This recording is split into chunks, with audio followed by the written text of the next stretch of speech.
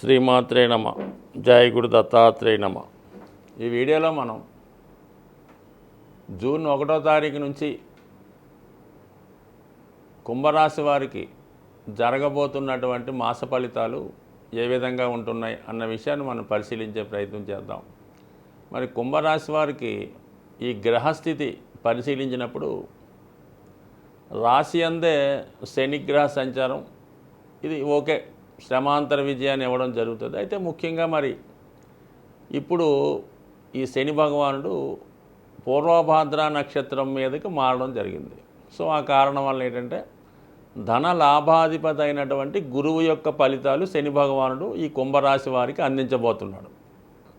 ఆ కారణం వల్ల మరి ఈ గురువు చతుర్థ స్థానంలో సంచరించడం వల్ల మరి రాశి వారికి ఏదన్నా గృహానికి సంబంధించినటువంటి అంటే గృహంలో ఏదైనా మార్పులు చేసుకోవడం కానీ, ఏదైనా విలువైన వస్తువులు లాంటివి సమకూర్చుకోవడం కానీ, లేదంటే గృహం మారడం కానీ, గృహం కొనే ప్రయత్నం చేయడం కానీ, గృహంలో ఉన్నటువంటి సమస్యలు నెమ్మదిగా సాల్వ్ అవ్వడం, అలాగే మీ మీద ఎవరైతే ఆధారపడుతున్నారో వాళ్ళకి ఏదో ఉపాధి అవకాశం రావడం వల్ల వాళ్ళు స్వతంత్రులై నెమ్మదిగా వాళ్ళు స్వతంత్ర జీవనం గడుపుతూ మీ మీద బర్డెన్ తగ్గించే అవకాశం కూడా ఉంది. కాబట్టి చాలా వరకు మీరు ఈ నెల నుంచి ఫ్రీ అయ్యే అవకాశం ఉన్నది. ఈ బాధ్యతల నుంచి చాలా వరకు ఈ కుంభరాశి వారికి ఇతరుల యొక్క బాధ్యతలు మోయడం వల్ల ఎక్కువగా వీళ్ళు ఈ సమయంలో ఇబ్బంది పడుతూ ఉంటారు. అంటే ఎవరికన్నా అప్పిస్తే వాడు సకాలంలో మన అవసరానికి ఇవ్వకపోవడం కానీ,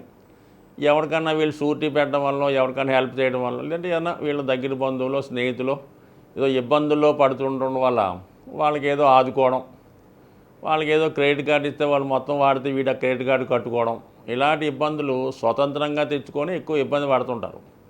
సో ఆ కారణం వల్ల ఏంటంటే ఇటువంటి ఇతరుల వల్ల పడుతున్న ఇబ్బందుల నుంచి నెమ్మదిగా బయటపడే అవకాశం ఇక్కడ నుంచి స్టార్ట్ అయింది. కాబట్టి జాగ్రత్తగా ఇక్కడ నుంచి అయినా అటువంటి కార్యక్రమాలు చేయకుండా ఉంటే నెమ్మదిగా ఈ అప్పుల ఇబ్బంది నుంచి, ఇతరుల వల్ల వచ్చే సమస్యల నుంచి, ఇతరుల యొక్క బాధ్యతలు మోసే సమస్య నుంచి బయటపడే అవకాశం ఉంది. సో ఇది నెమ్మదిగా ప్రయత్నం చేస్తూ ఇక రాహు కుటుంబ స్థానంలో ఉండడం వల్ల కొన్ని మొహమాటం లేకుండా ప్రవర్తించడం వల్ల కొన్ని మీకు పక్కకు పోయే అవకాశం ఉంది. అంటే ఏదన్నా వాళ్ళ అవసరాలకి మిమ్మల్ని వాడుకోవడం, మిమ్మల్ని ఏదో విషయానికి ఎరెక్ట్ చేసి అంటే మీ డబ్బులతో ఇతరులు ఎంజాయ్ చేస్తుంటారు. అది కొంతవరకు మీకన్నా ఉన్నత స్థాయిలో ఉన్నటువంటి మిత్రులు అవ్వచ్చు, వేరే బంధువులు అవ్వచ్చు, స్నేహితులు అవ్వచ్చు, వాళ్ళు మీ బలహీనతల్ని వాళ్ళ అవసరాలకు ఉపయోగించుకుంటారు. కాబట్టి ఎప్పటికైనా అటువంటి వారిని మీరు నిర్భయంగా అంటే వాటి నుంచి మీరు తప్పుకోవచ్చు, మీరు దాన్ని కట్టడి చేసుకోవచ్చు. మీ బలహీనత కొంత, వాళ్ళు ప్రోత్సాహం కొంత, ఈ విధంగా కొంత నష్టపోవడం జరుగుతుంది. కాబట్టి దాని నుంచి కూడా బయటపడితే ముందు మీ ఫైనాన్స్ పొజిషన్ చక్కబడుతుంది.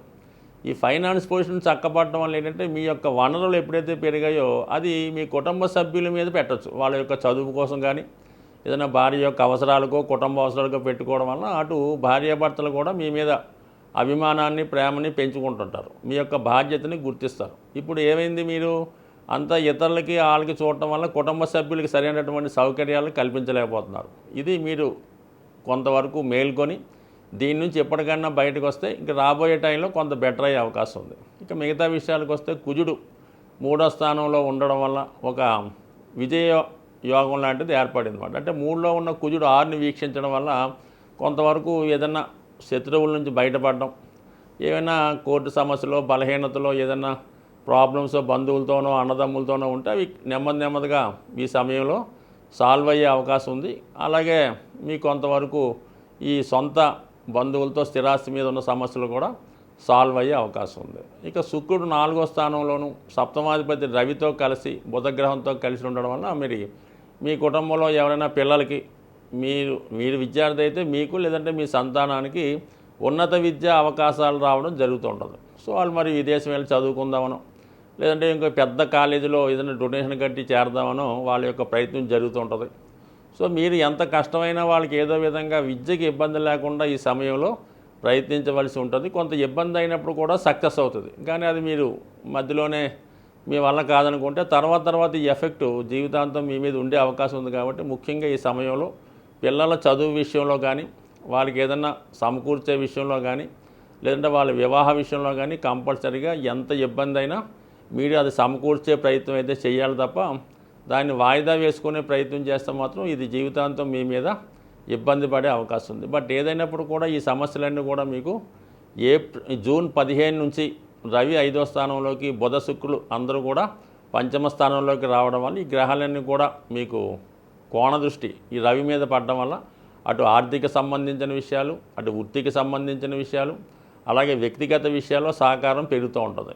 ఇది ఇంచుమించుగా మీకు ఈ జూన్ 15 నుంచి ఒక నెల లోపల చాలా పెండింగ్ సమస్యల నుంచి బయటపడతారు. అలాగే మీరు చేపట్టే కార్యక్రమాల్లో అందరి సహకారం లభిస్తుంది. కాబట్టి ఏదైనా ముందు మీరు ఈ సమయంలో సొంత వారికి ప్రాధాన్యత ఇవ్వండి. బయట వారి సంగతి తర్వాత చూసుకోవచ్చు. బయట వారికే ప్రాధాన్యత ఇస్తే కుటుంబ సభ్యులు ఇబ్బంది పడి జీవితాంతం మీకు ఇబ్బంది పడే అవకాశం ఉంది. కాబట్టి ఏదైనా నిర్ణయం మీ చేతుల్లో ఉంది. స్వస్తి. జాతకరీత్యా, గ్రహాల రీత్యా ఏదైనా సమస్యలతో ఇబ్బంది పడుతున్నవారు, అంటే సహజంగా సమస్యలు లేకుండా ఎవడు కూడా జీవితంలో ఉండడం.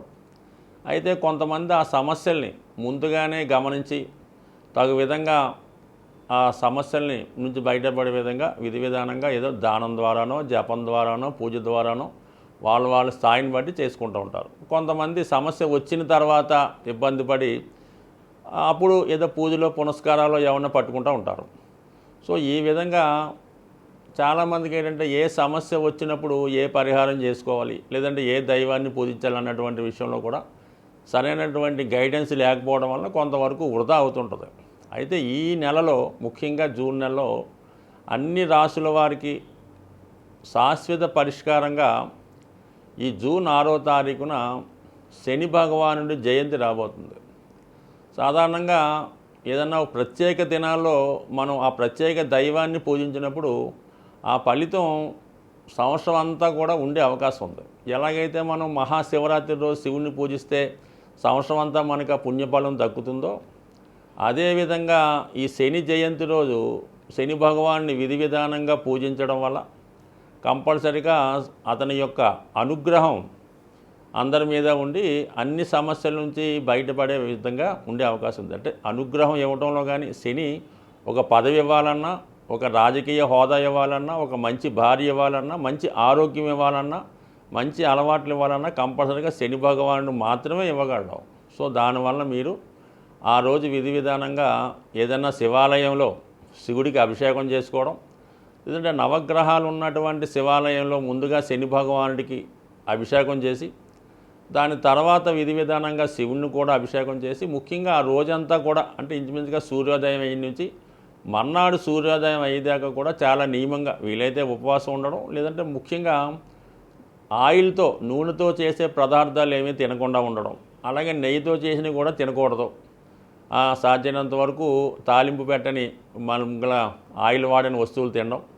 ఆ రోజు వరకు మీరు కింద భూమి మీద ఏదో ఒక చాపో తలగడ వేసుకు పడుకోవడం. అంటే ఎలాగైతే మనం అయ్యప్ప దీక్ష నియమంగా ఉంటామో ఆ విధంగా ఆ రోజంతా ఉండడం. ఎట్టి పరిస్థితుల్లో కూడా అబద్ధం ఆడడం కానీ, స్త్రీలతో కలుసుకోవడం కానీ, ఏదైనా వ్యసనాల మీద ఆలోచన రావడం కానీ, ఈ విధంగా ఒక్కరోజు మీరు ఉండగలిగితే చాలా మంచి ఫలితాన్ని సంవత్సరం అంతా పొందుతారు. కానీ తెలుసో తెలియకో పొరపాటున ఆ రోజు ఏదైనా తప్పుగా ప్రవర్తించినా, అంటే మామూలుగా ఉన్నటువంటి అలవాట్లు ఉంటాయి కదా, ఈ జూదమని, పేకాటని, వ్యసనమని, మందని, పొరపాటున కనీసం అటువంటి వాటికి ఆ రోజు తెలుసో తెలియకో ఆ తప్పు చేస్తే ఖచ్చితంగా ఆ సంవత్సరం అంతా కూడా ఏదో విధంగా ఇబ్బంది పడే అవకాశం ఉంది. అంటే శని యొక్క ఇబ్బంది ఏ విధంగా ఉంటుందో, లాభం ఇస్తే ఏ విధంగా ఉంటుందో అది అందరికీ కూడా ఈ పాటికి అనుభవంలో వచ్చి ఉంటుంది. కాబట్టి ఆ ఒక్కరోజు మాత్రం విధి విధానంగా జాగ్రత్తగా ఉండండి. ఎందుకంటే 5వ తారీఖు మాస శివరాత్రి, ఆ మన్నాడు ఈ జయంతి వస్తుంది. కాబట్టి మరి ఈ 2 రోజులు మీరు నియమంగా ఉంటే సంవత్సరం అంతా కూడా మీకు దాని ఫలితం ఉండే అవకాశం ఉంది. స్వస్తి.